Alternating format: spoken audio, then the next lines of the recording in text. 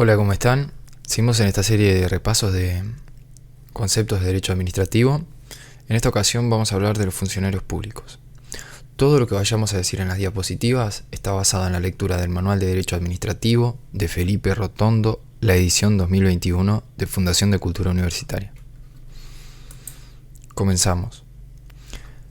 La noción de funcionario público, Sayagués nos dice que funcionario público es la persona que ejerce funciones públicas en una entidad estatal, incorporada mediante la designación u otro procedimiento legal. Este funcionario puede cumplir función legislativa, administrativa o jurisdiccional debido a la relación que lo une con la entidad estatal. Para que sea considerado funcionario público es necesaria una incorporación, lo que se llama una incorporación. Esto quiere decir que el personal de una empresa privada, que es concesionaria de un servicio público, o los colaboradores de una entidad estatal de derecho público, o también, que hoy en día es muy habitual y cada vez más, quien celebra un contrato de arrendamiento de obras o de servicios con la administración, esa persona no va a ser considerado un funcionario público porque por lo general no existe esa incorporación. Tampoco son considerados empleados públicos o funcionarios los empleados de personas de derecho público no estatal, aunque se los considera funcionarios públicos a los efectos del Código Penal. Seguimos con el siguiente concepto, que es la relación funcional. Para graficárselo, es como la relación laboral del derecho privado, la relación entre el empleador y el empleado. Esa relación, acá en este ámbito, se llama relación funcional. La relación del funcionario con el ente estatal es una relación de derecho público. Es de naturaleza estatutaria, no contractual, como por ejemplo el derecho laboral, que tiene base en un contrato. Esta relación tiene base en un estatuto, por eso es una relación estatutaria, debido al interés que persigue esa entidad. Esto quiere decir que esta persona, este funcionario público, se inserta en una situación o en un régimen jurídico ya regulado por el Estado. Es un régimen creado unilateralmente por el Estado. Esto, según dicen, es porque se busca la uniformidad, que todos los funcionarios de una misma categoría tengan una situación uniforme, que no haya problemas con eso y que se vaya en pro de la eficiencia de la administración. Aunque este régimen puede ser modificado por el Estado por razones de interés público. Este régimen también es general y proviene de normas constitucionales, legales y reglamentarias. Además, esta relación funcional es personalísima. Quiere decir que el funcionario no puede ceder o transferir sus tareas y es bilateral, ya que contiene derechos y obligaciones tanto para la entidad estatal como para el funcionario. La misma comienza a surtir efectos una vez que, existiendo una resolución de designación o cualquier otro acto de incorporación que se trate, acá estamos hablando de un acto condición, la persona acepta la designación expresa o tácitamente. Tácitamente es mediante la toma de posesión del cargo. Y decimos acto condición porque el acto condición es en el cual una persona se inserta en un régimen jurídico preestablecido. En cuanto a las normas que vemos ahí en la diapositiva, tenemos una protección general de este trabajo. En la Constitución tenemos el artículo 53, que habla de la protección especial del trabajo mediante la ley. El artículo 54 también de la Constitución, que dice que la ley ha de reconocer a quien se hallara en una relación de trabajo o servicio como obrero o empleado, la independencia de su conciencia moral y cívica, la justa remuneración, la limitación de la jornada, el descanso semanal y la higiene física y moral. Tenemos también el artículo 67 de la Constitución, que habla del amparo de la seguridad social. Estos artículos, nos dice Rotondo, son los que autores como Cassinelli ha llamado derecho general del trabajo, o normas aplicables a todo trabajo subordinado o relación jurídica del trabajo como hecho, en palabras de Pratt. Bueno, aunque este tipo de relación laboral se realice conforme a las necesidades particulares de la administración pública, es similar en cuanto a lo que decíamos recién, una analogía con el derecho laboral privado, si se quiere decir, o el trabajo del sector privado, ya que comparte fuertes como la Constitución, las normas internacionales, los convenios colectivos y convenios internacionales de trabajo. Y bueno, también tienen muchas fuentes en común. Ahora vamos a ver el estatuto. Ahí. Bien. El estatuto se puede ver en dos sentidos, nos dice Rotondo, ¿no? En un sentido material, como el conjunto de normas relativas a la situación jurídica y técnica de los funcionarios públicos en cuanto tales, nos dice Rotondo, o en un sentido formal, como el cuerpo jurídico armónico y sistemático que contiene la mayor parte de aquellas normas, nos dice Rotondo. Este estatuto material van a provenir, o estas normas del estatuto material, van a provenir de actos de valor y fuerza constitucionales, convenios internacionales, como decíamos recién, normas legislativas o reglamentarias, y van a regular la relación funcional, determinando quiénes son los sujetos, el objeto y el contenido de esa relación, las formas para su nacimiento, desarrollo, extinción y los procedimientos técnicos de administración del personal. Y el formal, bueno, es donde están la mayor parte de aquellas normas. Después de un desarrollo, Rotondo nos dice que a partir de la Constitución de 1952 uruguaya se previó un régimen estatutario múltiple de varios estatutos formales. Tenemos, por ejemplo, el artículo 59 de la Constitución, que habla de un estatuto central establecido por la ley, que va a regir para los funcionarios de la persona estatal mayor estado, con las excepciones ahí previstas. Por ejemplo, tenemos para los cargos de la judicatura la ley 15.750, para el personal de servicio exterior la 19.841, para el personal militar el decreto ley 14.157, para el personal policial las leyes 13.963 y 14.050, el decreto 75.972 y la ley 19.775. Y la ley también 18.315 en el capítulo sobre mando policial y el 19.315 para el personal policial. Rotondo hace mención especialmente a la ley 19.121 que aprobó el Estatuto de los Funcionarios del Poder Ejecutivo, con excepción de los funcionarios diplomáticos, consulares, militares, policiales, de los magistrados dependientes del Ministerio Público y Fiscal. Esa ley es muy importante y es actual. Creó un estatuto para los funcionarios de la Administración Central. Como otro estatuto formal tenemos el artículo 107, es el artículo de los funcionarios dependientes de las cámaras del Poder Ejecutivo, establecido por reglamento autónomo de cada cámara. Después tenemos los artículos 62 y 273, inciso 1, que refiere al estatuto de los funcionarios de cada gobierno departamental, que es aprobado por decreto legislativo departamental. Después tenemos el artículo 63, que es el estatuto de los funcionarios de cada ente autónomo, comercial e industrial.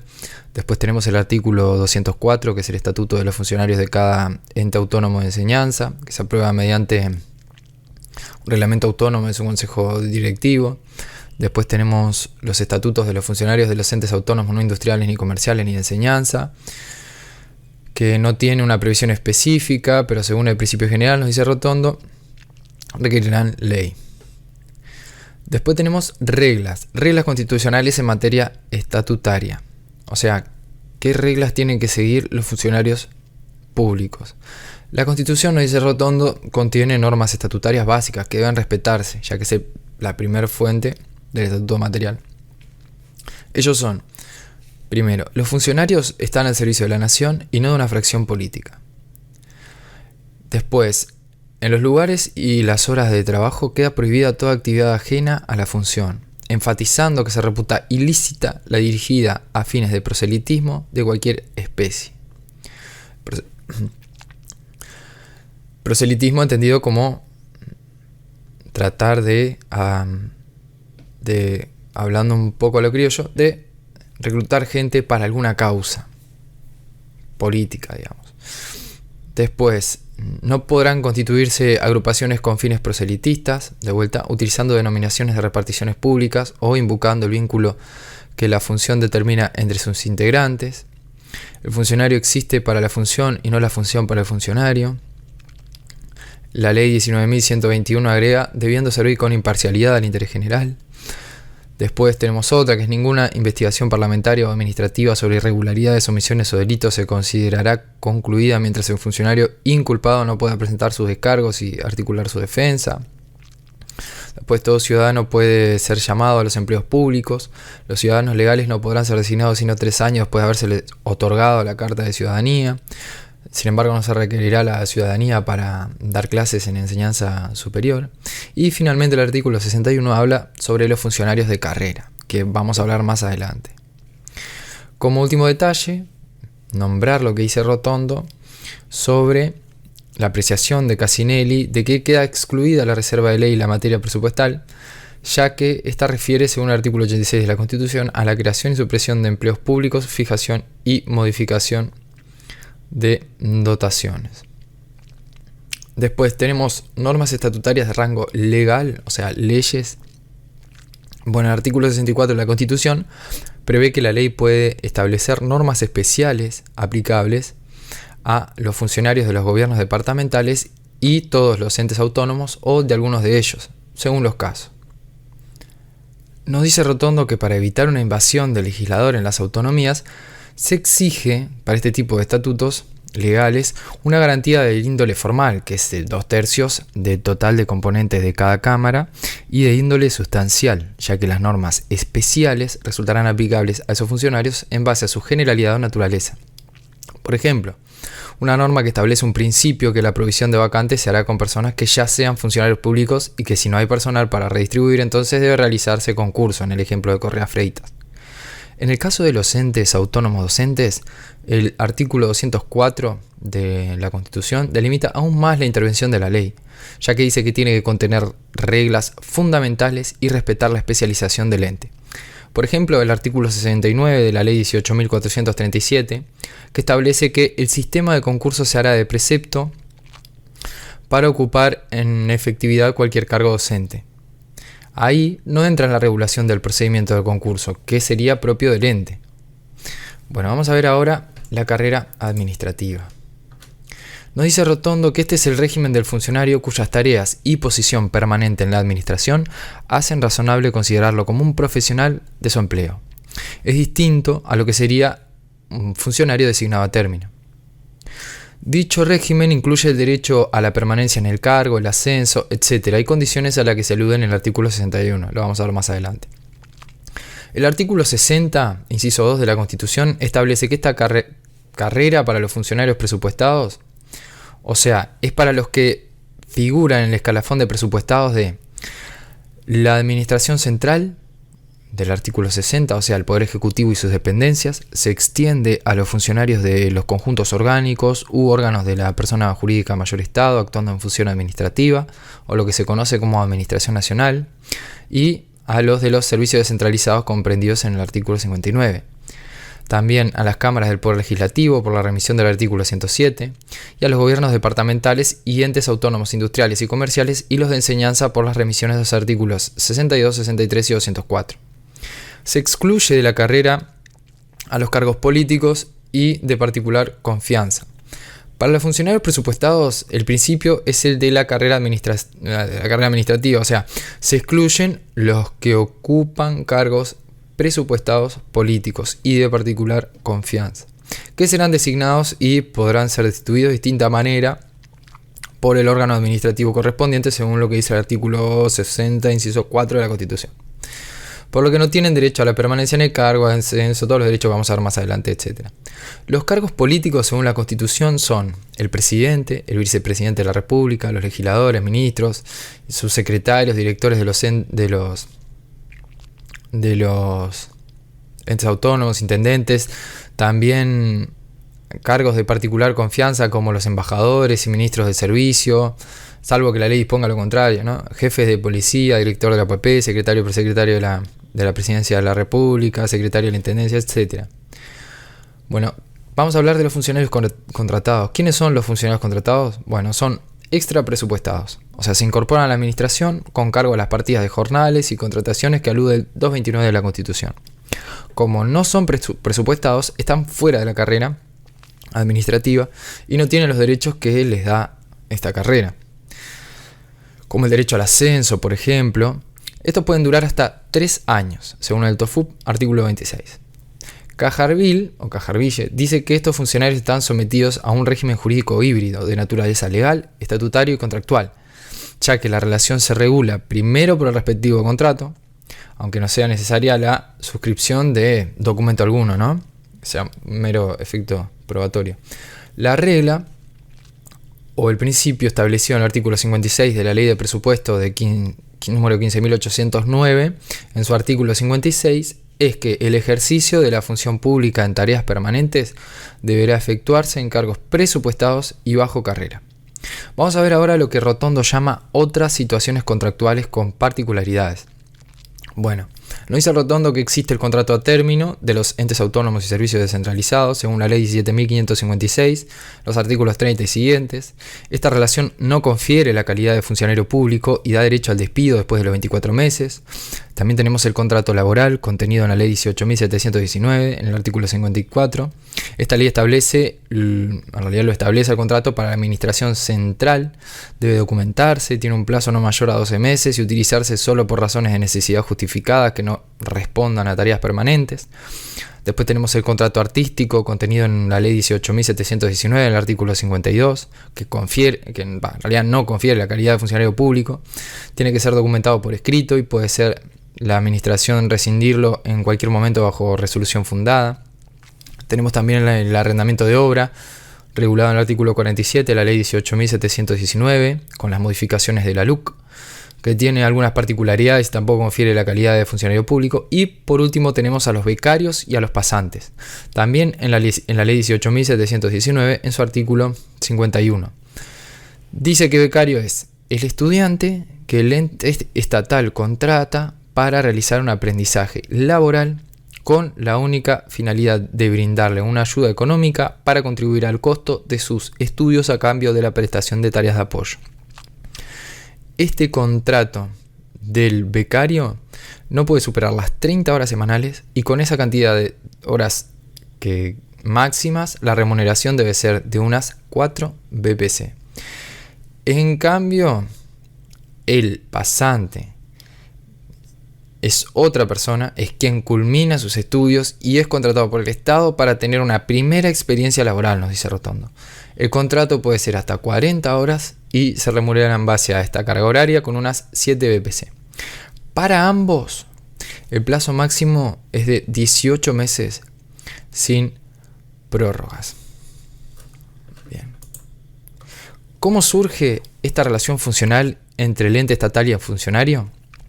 Bueno, como dijimos al comienzo, la designación de un funcionario requiere de una designación u otro procedimiento legal. Esta designación es un acto administrativo, unilateral, se lo llama materialmente como acto condición, como dijimos recién, porque está preestablecido el régimen, o sea, las condiciones ya están preestablecidas en un régimen jurídico unilateralmente por el Estado. Es necesaria la aceptación del funcionario, que puede ser expresa o tácita. Esta última, como dijimos, se da mediante la toma de posesión del cargo. Hasta que el funcionario no acepte la designación, puede ser revocada.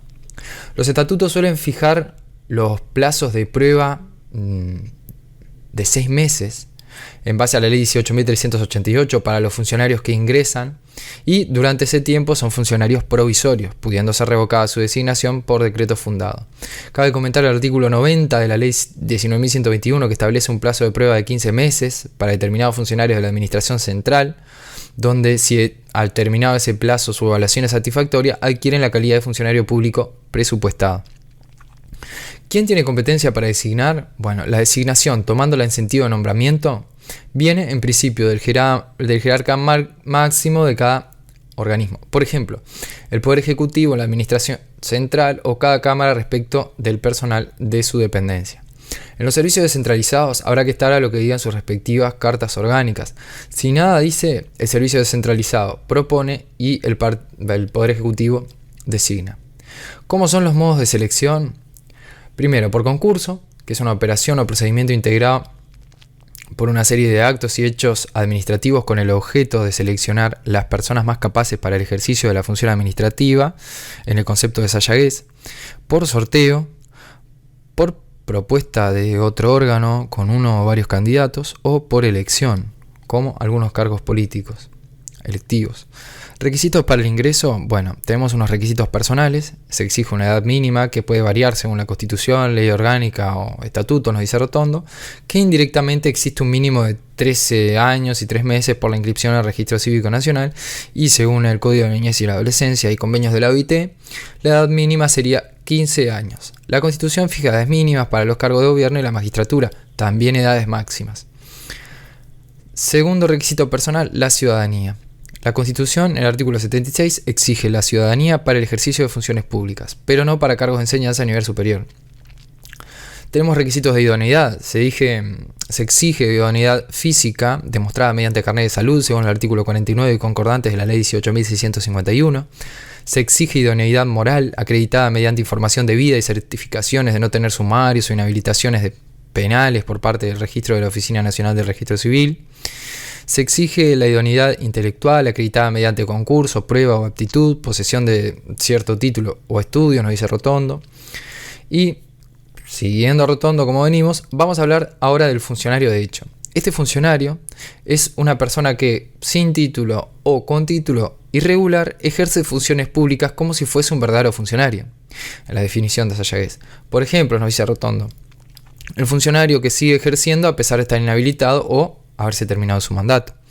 Hay que diferenciar el funcionario que ejerce su función pero que excede sus competencias, en cuyo caso esta situación puede ser ratificada posteriormente, de aquel funcionario de hecho que no tiene título, cuya situación no puede ser normalizada a menos que exista una norma específica en el ente que lo ampare.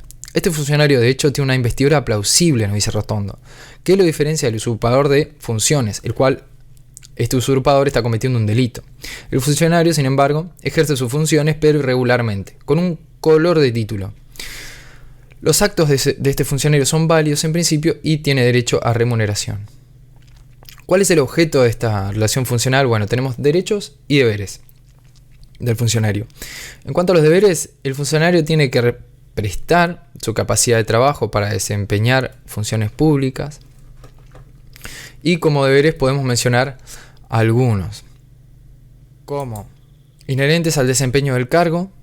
Estos deberes inherentes al desempeño del cargo deben ser personal, la relación es intuito-personal, se tiene especial relevancia la persona, es permanente con puntualidad y asiduidad, es diligente, es con lealtad, debe realizarse con lealtad, actuando al interés del servicio, de vigilar y salvaguardar los bienes materiales del trabajo, deber de dedicación al cargo, por ejemplo cuando existan incompatibilidades u otros empleos, deber de denunciar irregularidades que se tengan conocimiento durante la función.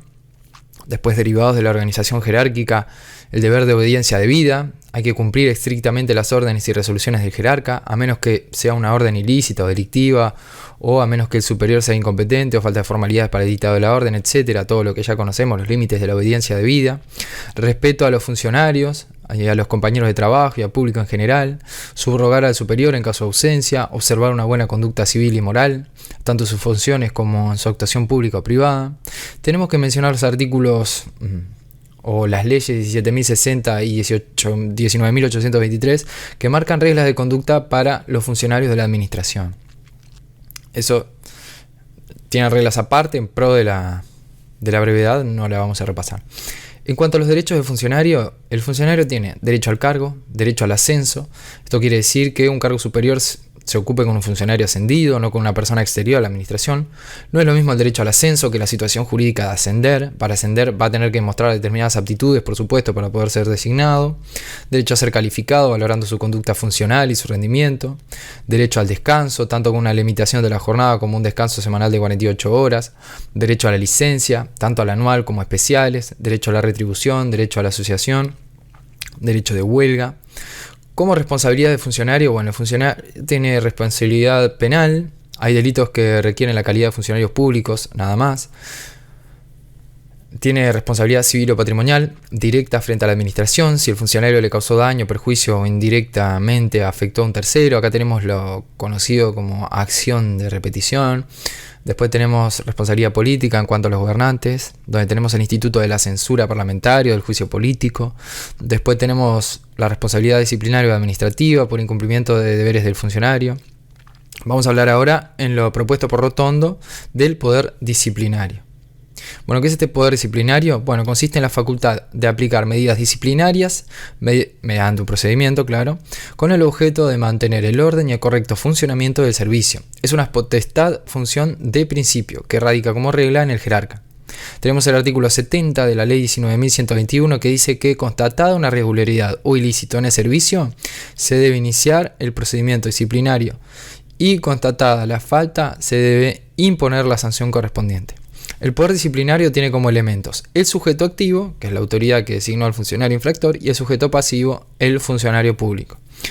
Sanciones disciplinarias. Bueno, estas sanciones se encuentran en los estatutos formales. Ellas son de carácter moral, o sea, se puede observar una observación estricta con anotación en legajo o apercibimiento; de carácter profesional, como la suspensión, el desempeño de la función con retención de haberes, postergación o pérdida del ascenso por cierto tiempo, retrogradación en el escalafón, traslado, multas, etc.